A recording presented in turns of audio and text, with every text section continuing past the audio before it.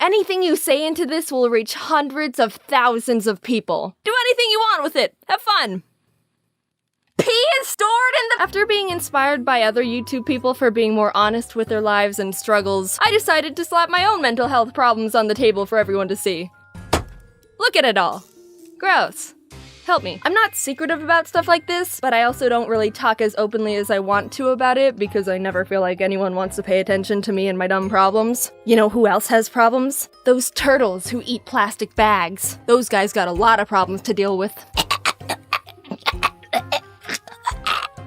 Like breathing. I'm just a shy, quiet, anxious introvert. If you can't identify as that type of person, you're probably sick of people saying it all the time. And I can't blame you. It's pretty common to see people talking about anxiety and being awkward and, you know, crippling depression. As much as I like those types of jokes because they're relatable and can be used as a dark coping mechanism to hide the self-destroying thoughts that tear you up from the inside, I also don't want people to forget what the base of anxiety really is. One thing to clear up, I've had experiences where anxiety is confused with narcissism, which, no. I'm sorry, you couldn't be more wrong about anything. Ever. Is this a hamster?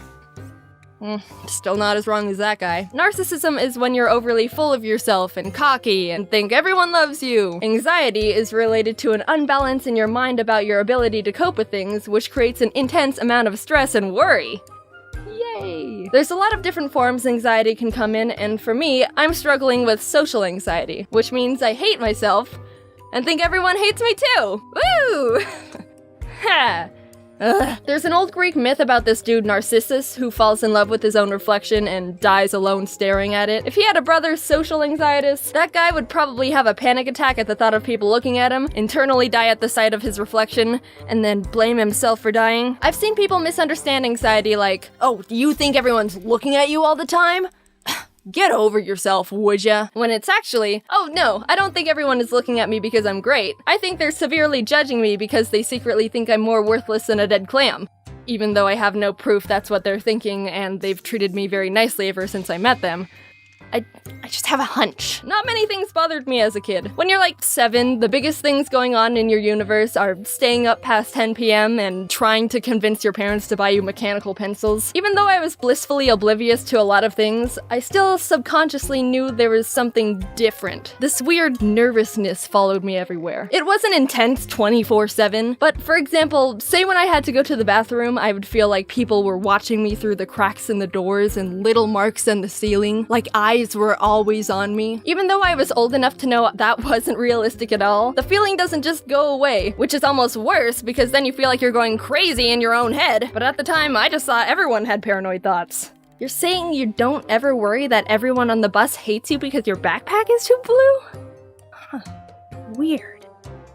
Pass me that red marker. The constant uneasiness never fully goes away, even though I wasn't really conscious of having it in the first place. Once in my senior year of high school, I was in my English class, and we were all discussing something about how men and women are different, and sexism, and that fun topic. There were a lot of good points brought up, and I wanted to contribute, so I raised my hand, and almost immediately started shaking. My palms were sweaty, knees weak, arms heavy, vomit on my sweater already, mom spaghetti, which...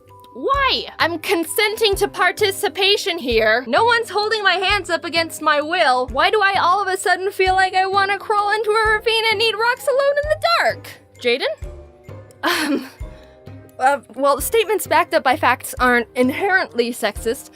Like, so... On average, men are generically built stronger than women, which isn't sexist, just a general fact. But saying all women are weaker than men is sexist. So, like, you're not sexist if, you say to a guy, dude, you can't have babies. What am I saying? Who am I? While trying to talk, I started shaking more, and my throat closed up, and my eyes were like, here, need some tears? Even though I chose to talk. Why am I like this? I don't understand. And one day, it just came to me, like a mailman slipped a piece of paper under my brain's doorstep. What's... Oh, I have anxiety! I still don't feel any better about anything. Maybe a bit worse. Can I return this, please? When I went to college, I was finally on my own, which meant I was thinking on my own. And I realized, wait a second, I'm not happy, and I hate myself. That's for me. Low self-esteem? Oh, and depression? Eating disorders? Alright, what company got a hold of my address? I don't want this junk mail. Take me off the list! Stop! And bada bing bada boom, the recipe was complete for a sadness cake. That's me. I've known about all of this for a while, and actually, people struggling with mental illness are generally aware of it. A lot of the time they know something's wrong, but succumbing to the fact that you're not okay is really scary, and you feel even more hopeless. Like in cartoons when a wife is like, "Honey, I think we're lost. Let's get directions." "I don't need no directions. I know where I'm going." "The kids are hungry, Ronald, and we should have been at the store 3 days ago." I've got it under control." "Darling." You're right. We're lost. I'm hopeless. There's science to back up that if you frame it as, "I am depressed," instead of "I have depression," then you're more likely to stay depressed. Realizing you're struggling is hard, and when you come face to face with the realization that you're not okay, you feel even more lost than ever. Like, how the frick am I supposed to get off this island? Also, how did I get here? Why did no one prepare me for this? Was there an emergency island escape class I missed or something? Some floaties would be nice.